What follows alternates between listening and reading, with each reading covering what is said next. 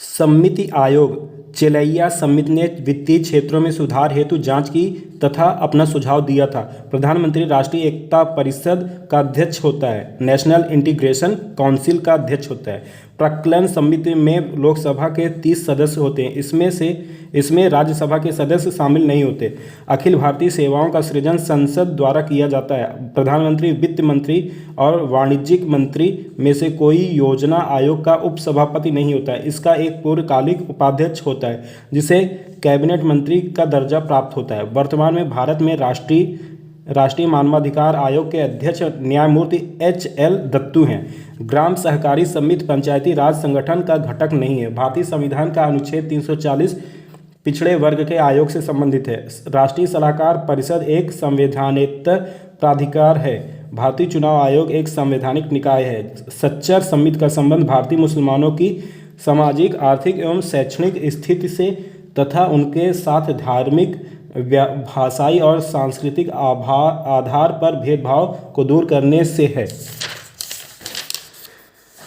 संघ लोक सेवा आयोग एक संवैधानिक निकाय है। लोक लेखा समिति PAC के चेयरमैन को लोकसभा अध्यक्ष नियुक्त करता है। भारत में पंचवर्षीय योजना की अवधारणा जवाहरलाल नेहरू ने आरंभ की। बलवंत राय मेहता समिति ने वर्ष 1957 में ग्रामीण स्थानीय प्रशासन पंचायती राज को त्रिस्तरीय करने का सुझाव दिया था। अशोक मेहता समिति ने वर्ष 1977 में ग्रामीण स्थानीय प्रशासन को 2 स्तरीय करने का सुझाव दिया था। सरकारिया समिति केंद्र और राज्यों के मध्य विवादों को सुलझाने के लिए स्थापित की गई थी। भारत के राष्ट्रीय चिन्ह। भारतीय झंडा संहिता में उल्लेख है कि राष्ट्रीय झंडे के रंगों और उसके मध्य में चक्र के महत्व का यथेष्ट वर्णन डॉक्टर राधाकृष्णन द्वारा संविधान सभा में किया गया था। इस संविधान सभा ने सर्वसम्मति से राष्ट्रीय झंडे को स्वीकार किया था। Doctor S. राधाकृष्णन ने स्पष्ट किया था कि भगवा या केसरिया रंग त्याग या निस्वार्थ भावना का प्रतीक है। हमारे झंडे के मध्य में सफ़ेद रंग हमें सच्चाई के पथ पर चलने और अच्छे आचरण की प्रेरणा देता है। हरा रंग मिट्टी और वनस्पतियों के साथ हमारे संबंधों को उजागर करता है जिन पर सभी प्राणियों का जीवन आश्रित है।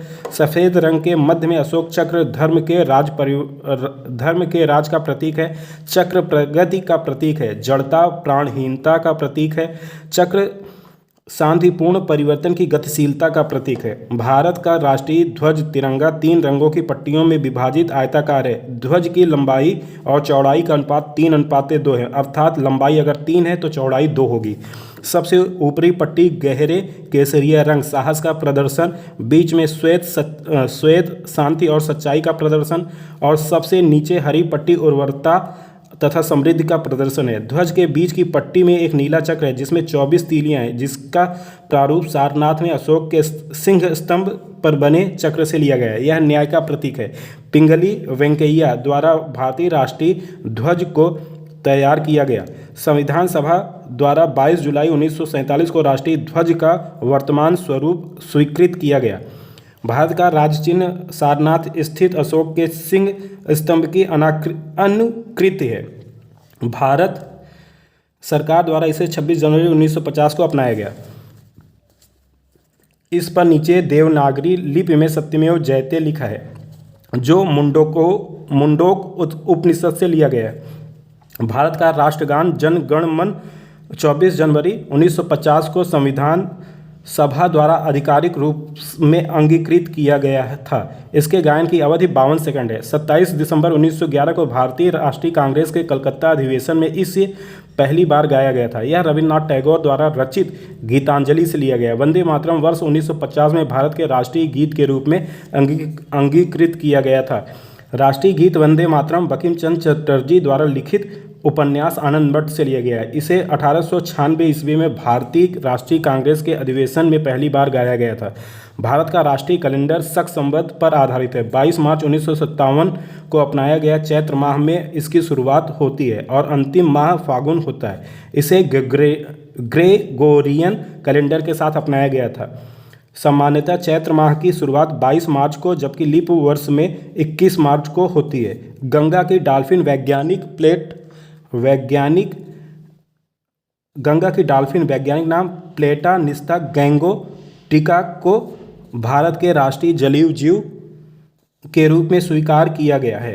भारतीय मोर वैज्ञानिक नाम पावो क्रिस्टेटस को भारत के राष्ट्रीय पक्षी के रूप में स्वीकार किया गया। वर्ष 2008 में भारत सरकार द्वारा गंगा नदी को राष्ट्रीय नदी घोषित किया गया।